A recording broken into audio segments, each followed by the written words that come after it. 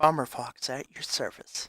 Just when you thought identity politics was gonna die with the social justice warriors and the aggressive left, here comes Richard Spencer and his merry band of fucktards to prove us wrong. I tell you, I'm not even gonna get angry or disgusted in this because that's what these people thrive on.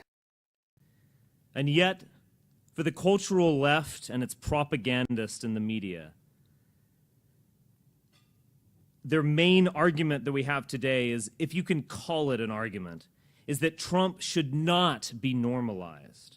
What is normal in 2016? Oh, people who care more about their identity and the purity of their identity than actual policy.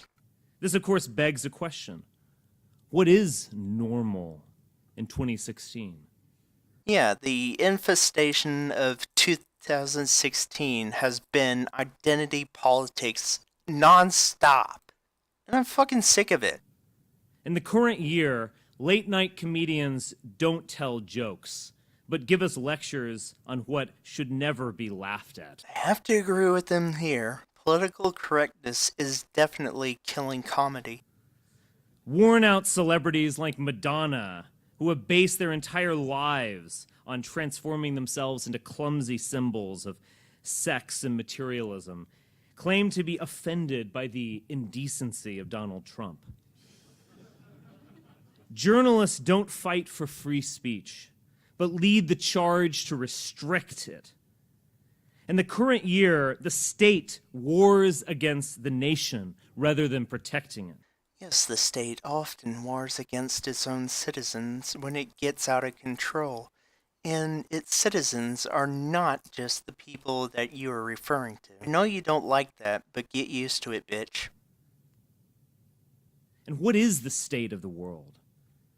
What is the status quo that our normal president, Barack Hussein Obama, the community organizer from Chicago, is now shilling for in his latest? Tell you what, I might not be the biggest fan of Obama, but I really don't think he was that bad of a president. I'd probably just give him an average score. And no, he wasn't the coming of the Antichrist as based in your favorite fantasy novel. Foreign tour. Let's look at what the government does. The bulk of the threats we face, especially the Islamic State or Muslim terrorists operating within our own societies, have been enabled by our own governments, if not quite invented by them. As far as I know, that's been a much larger problem in Europe than the US. I think we've been relatively safer compared to the European countries in which the migrant crisis has been much worse. Massive armies, huge navies, terrifying weapons which could destroy the whole world over and are subsidized at ruinous cost, are actually used to further policies which make all of us less safe. If you're referring to Middle Eastern countries, let me just ask you how long it's taken Iran to get this close to having a nuke. If you're talking about the US, yes, I kind of agree. We spent way too much on the military and we're not getting the safety or even stability. Sometimes I have to ask if we really know what we're doing. In the Europe defended by American armies, refugees who commit horrific crimes are set free, but citizens who criticize them are arrested. Thank you, neocons, for trying to resurrect Woodrow Wilson to beat up on all of us peaceniks. But with all the incessant accusations of treason or hating America, you fucked this country up far further than any Code Pinko could ever dream of.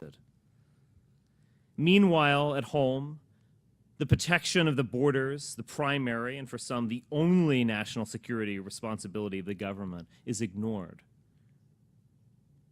Indeed, Western governments go out of their way to seek out the most dysfunctional immigrants possible and relocate them at taxpayer expense. I can see why the migration policies of Europe have been a disaster, but ask yourself, Is this really the way you want to counter it? The non-government organizations who support this colonization effort are given huge amounts of money to make their own communities worse. I think if the intent was a colonization effort, they would have already been successful. I think it's more to do with people being complete idiots than malice, depending on the country you live in. Is this normal? Would the founding fathers who created the American ideals we hear so much about think this is okay? Oh, I don't know. I don't think Thomas Jefferson wanted to be idolized or worshipped like this. In fact, they made an amendment process because they knew that all the issues that future generations would face would be different, and that the Constitution would need to be changed through the amendment process. And let's look at the culture. In the current year, one's career can be ruined and one's life destroyed if you express anything other than admiration for a man who wants to cut off his genitals and say he's a woman. Something tells me you're the kind of guy that would do the exact same thing if you were in their shoes. You just don't have the power to do it, buddy. In the current year, we are told the great threat to our democracy is fake news. And then hear breathless accounts backed by little to no evidence that Breitbart.com is a white nationalist organ. It's not a white nationalist website, but I'd hardly think of it as credible news. In the current year, a white who takes pride in his ancestors' accomplishments is evil. Nah, just every other ethnicity, right? But a white who refuses to accept guilt for his ancestors' sins is also evil, maybe even more so. There's nothing wrong with being proud of your heritage. Talking out of both sides of your ass again, eh? In the current year, white families work their whole lives to send their children to universities, where they will be told just how despicable they are. In the current year, the powerful lecture the powerless about how they don't recognize their privilege. It's funny you say that because you judge all individuals of a certain race based on that race. Don't bitch about collective guilt if you're gonna turn around and judge people solely based on race. In the current year, a wealthy Jewish celebrity bragging about the end of white men is the one speaking truth to power. In the current year, if you are physically strong, you are fragile. Black is beautiful, but whiteness is toxic. Government doesn't stop crime, but subsidizes it. White privilege is very real, but race is just a social construct. Luckily, my university was relatively safe from that bullshit. And if facts are too disturbing, you can always retreat into the safe space of box juice, teddy bears, and endless Yeah, but keeping a racially pure America is not creating a safe space. empathy where reality doesn't have to matter anymore. Today, neurotics and degenerates are presented to us as heroes. Beauty is openly denigrated as an offense against equality, and we are ruled by a government which, despite confiscating an outrageous amount of wealth, can't fulfill its basic responsibilities defending a people and a territory. Defending a people, eh? As you see later, he's probably not going to be referring to all tax-paying citizens.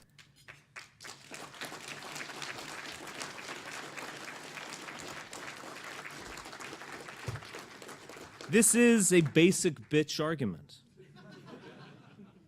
But the pre-made signs of those leading the protest against Trump, probably some of those outside this very building, come from some of the most extreme communist groups in the country, the most murderous ideological force in history.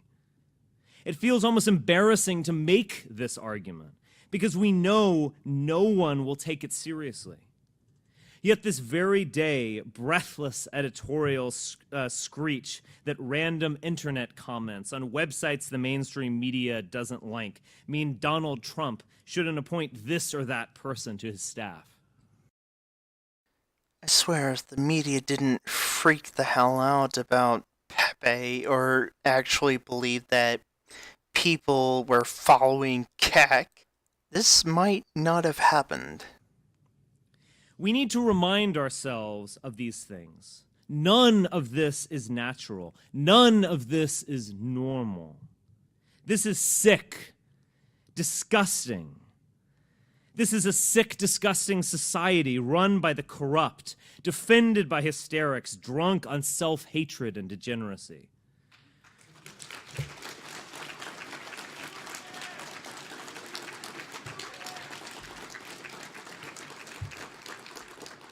We invade the world and fanatically invite entire populations who despise us. We subsidize people and institutions who make our lives worse just by the sheer fact of their existence. Merely existing does not take into account one's own actions. We run up deficits and pretend the laws of history simply don't apply to us because of American exceptionalism. When you're talking about economics, you're not talking about a law of history, whatever that is. Oh, just look at this guy seethe in anger. I love it. This cannot go on any longer, and it won't. At some level, we demand the impossible. Even those half-joking memes about Donald Trump as God Emperor, or as the progenitor of some glorious imperium, testify to that yearning for something more. I don't know what makes you think Trump is magically gonna change anything. Yes, we should insist on our dreams, on the conquest of space, on the development of revolutionary technology for a humanity that is greater than we are today. As you'll notice later, when he says humanity, he's only referring to a race, not Homo sapiens sapient. For a race that travels forever on an upward path. Yeah, there were no dark ages, and there was no collapse of the Roman and British Empire. No, none of that happened.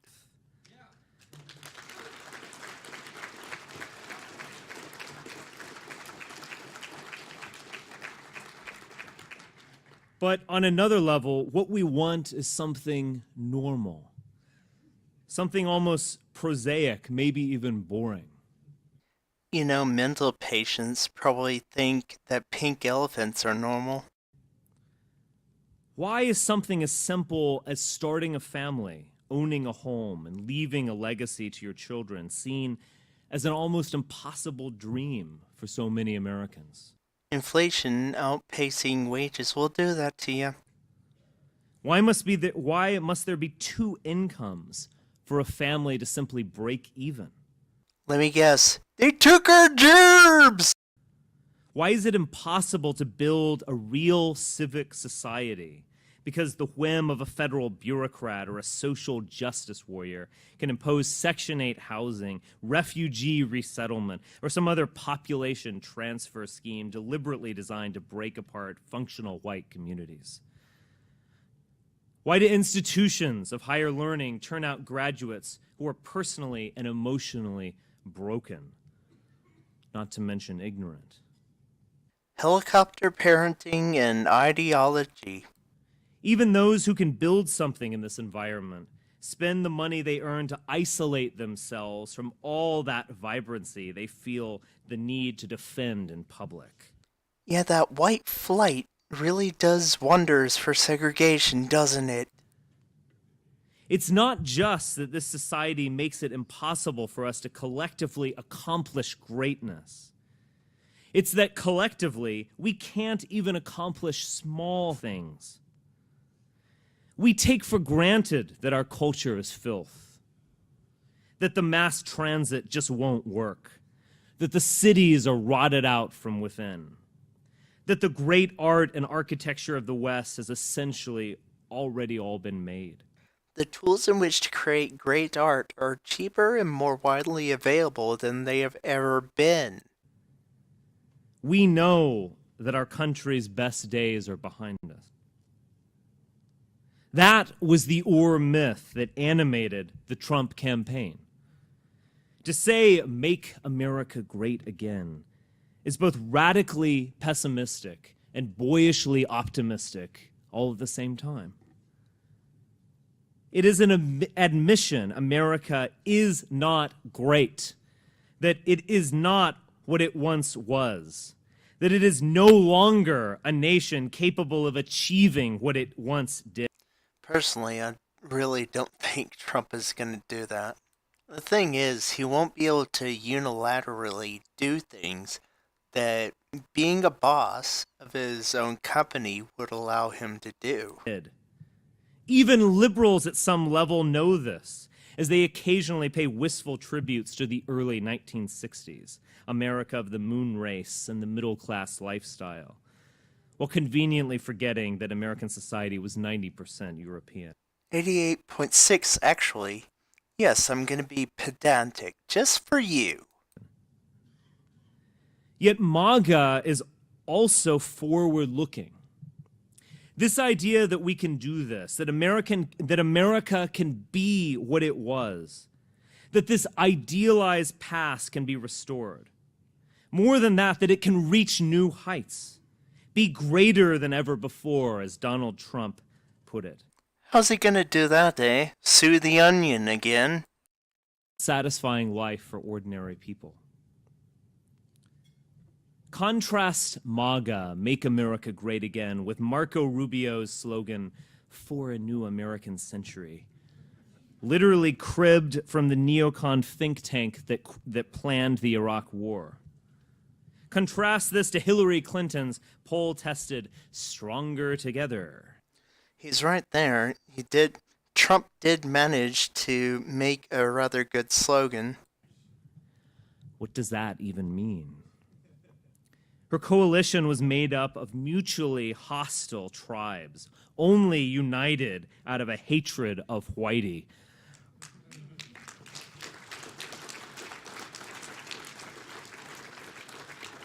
That is to say, out of a hatred of us. I think he is right in this also. We've had way too many pseudo-intellectuals try to redefine racism to mean that minorities can't be racist, despite every fucking dictionary in the world saying the exact opposite. This has led to an environment to where, it's supposedly okay to hate white people because power plus prejudice. In the last week of his campaign, Trump was hosting several rallies a day, including one near here in Northern Virginia. A friend of mine who was there told me that he was several hours late. That is Trump. But no one in the audience wanted to leave. And it became so late that small children, so there were many families at the rallies, started falling asleep. Parents actually put coats on the ground to form a kind of bed for the children to sleep in, and surrounded them to guard the sleeping youngsters. There was this kind of effortless, high-trust society. An entire people awakening to their own existence and realizing not just that they exist and have an identity, but that they can be caring and they can be strong. Let me guess, you're going to assume it's just because of their white identity, not because they're Americans, right? Because that's all that matters to you fuckers. Contrast that to the Hillary constituency. The black political machines and the guilt-ridden liberal suburbanites who work their entire lives to move away from them. Oh yes, white flight, as they call it. The left-wing activists who think they are fighting the system by working for the federal government. The multinational CEOs and the Latinos they've imported to clean their houses. Stronger together. And to build them. Forgot that part. There are no two parts of this coalition who could ever be in the same room together for any length of time. And this contradiction goes to the heart of the left. The left couldn't decide this year whether America was already great or whether it was never great. Is America some noble, multiracial experiment that belongs to the entire world? Or is it the product of conquest and settlement by mean old racist Europeans? Is it a beacon of hope to the suffering masses of humanity? Or an enemy to be I think it really depends on who you ask. I know you hate thinking about individuals, but yeah, they exist. destroyed? Because, as the outgoing president would say, let's be clear. Despite these supposedly egalitarian values, America was, until this past generation, a white country designed for ourselves. Just like I pointed out last time, you don't know jack shit about census data, do you? Nor do you know shit about the Constitution, apparently. And our posterity. It is our creation. It is our inheritance, and it belongs to us. Yeah, fuck that Western notion of private property rights, comrade.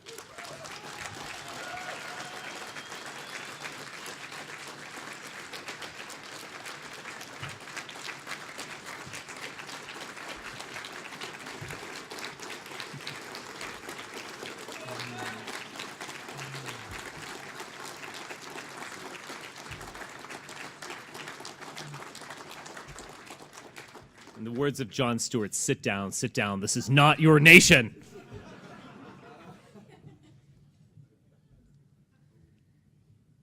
The alt-right is not just an alternative to the moribund conservative movement. That beltway direct mail scheme and shills for eternal values that seem to trail the left's values by 8 to 10 years. It's an alternative. It's a real alternative to the whole system of lies. What we are fighting for is a new normal, a moral consensus that we insist upon. And Donald Trump is a step forward, a step towards this new normal. But even he is deeply compromised. Oh wait, I thought he gave you a tingle up your leg, just like Chris Matthews. But now he's compromised? By our society. Donald Trump warred against segregated establishments. He supports affirmative action, or more bluntly, state-sponsored discrimination against whites. He will be perhaps the most pro-Zionist president ever put in office. Oh, poor baby has to deal with people that are not like him. You know what, as the days gone by, we have time and time again in this beautiful land of the free told you duplicitous fucks no. And we will continue to say no to segregation. Turning a blind eye to continued Jewish settlements in the Palestinian territories. He opposes the Iran nuclear deal, which we should admit wasn't actually that bad. He has, let us remember, left the door open for some kind of mass amnesty at a future date, talking about keeping the good ones in the country. The hysteria surrounding his election doesn't show that he is extreme, but it shows how unhinged the press and chattering classes have become. We are told of the massive rush of hate crimes against non-whites by evil racists emboldened by Trump's victory. Amazingly, these crimes have never been captured on video. That violence, which does exist,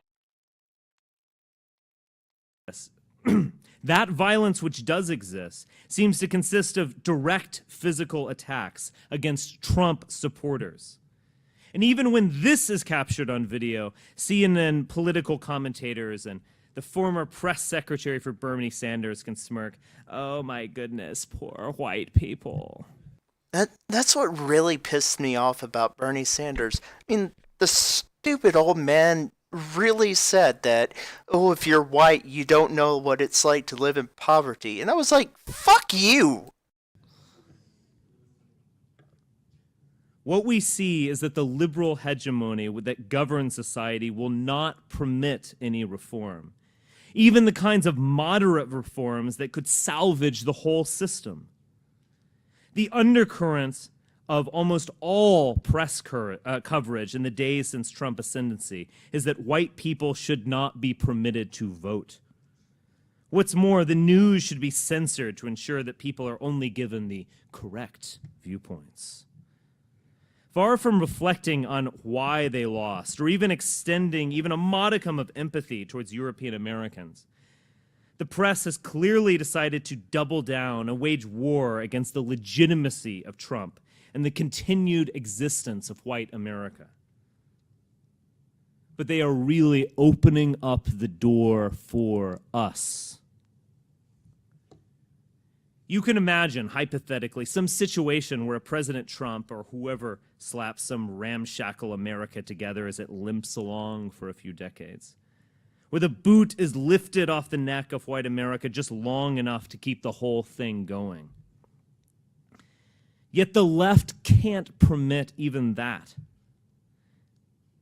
Natural conservation, workers' rights, income inequality, mass transit, whatever stated values the left supports, have been thrown out in order to pursue a remarkably crude and simplistic anti-white hatred that is behind it all.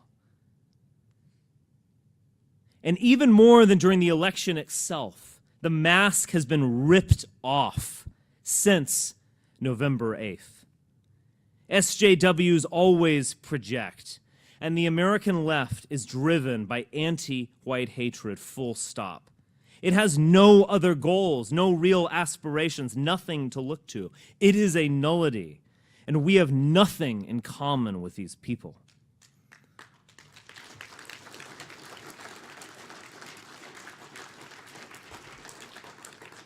It is different for us. Race is real.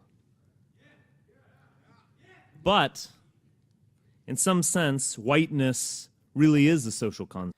You could say that, but in a strict biological sense, not really. And race is not everything.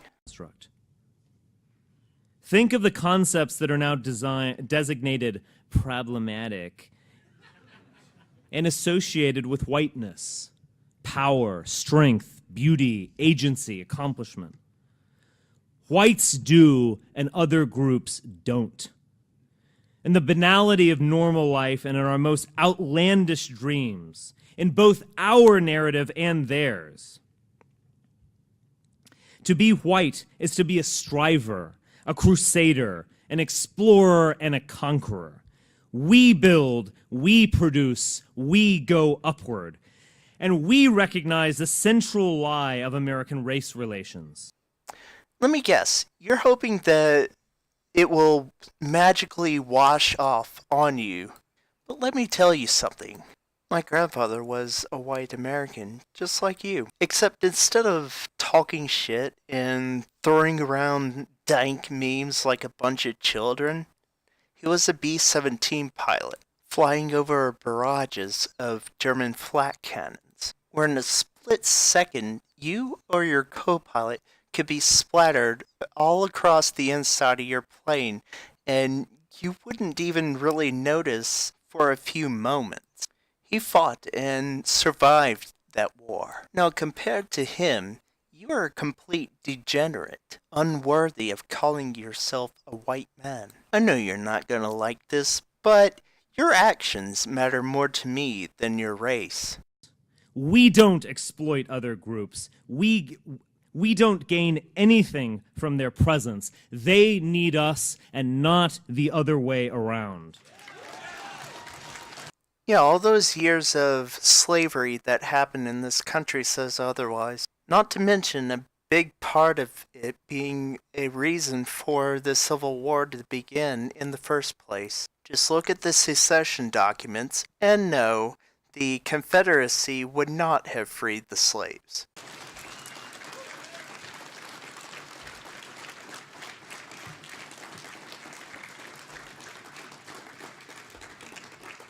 Whiteness, or rather identity, is being forced on the deracinated, consumerist last man that is European America.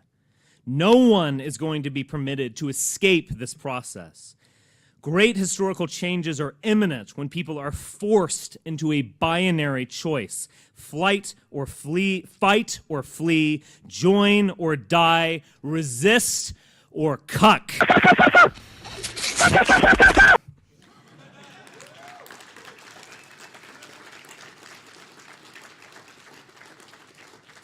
That is the position of white people right now. 2 weeks ago, I might have said the election of Donald Trump would actually lessen the pressure on white Americans.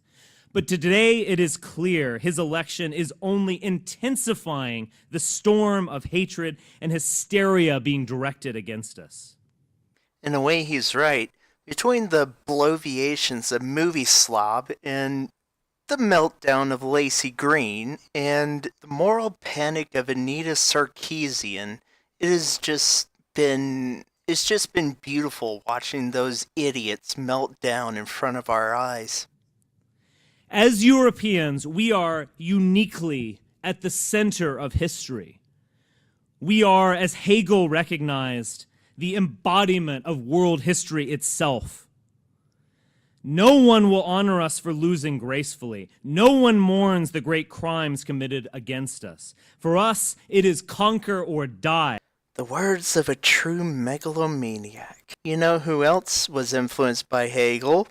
Karl Marx. Just letting that sit there for a while. This is a...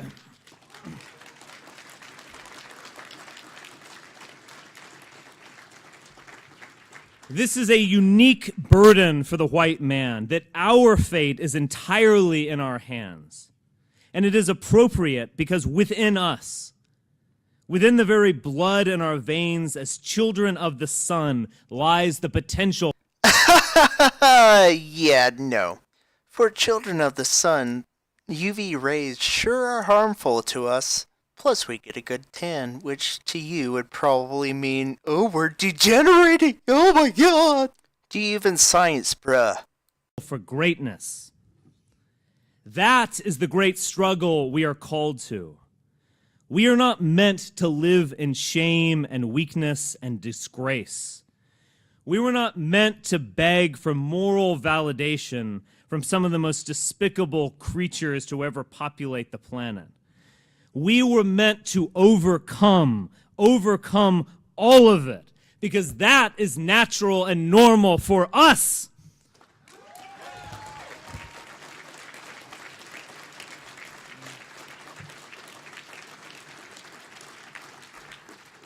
Because for us as Europeans, it is only normal again when we are great again. Hail Trump! Hail our people! Hail victory! So which is it?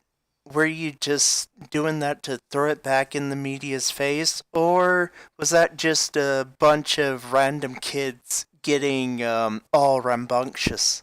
Of course, I love how you just backtracked on those Nazi salutes. So which is it?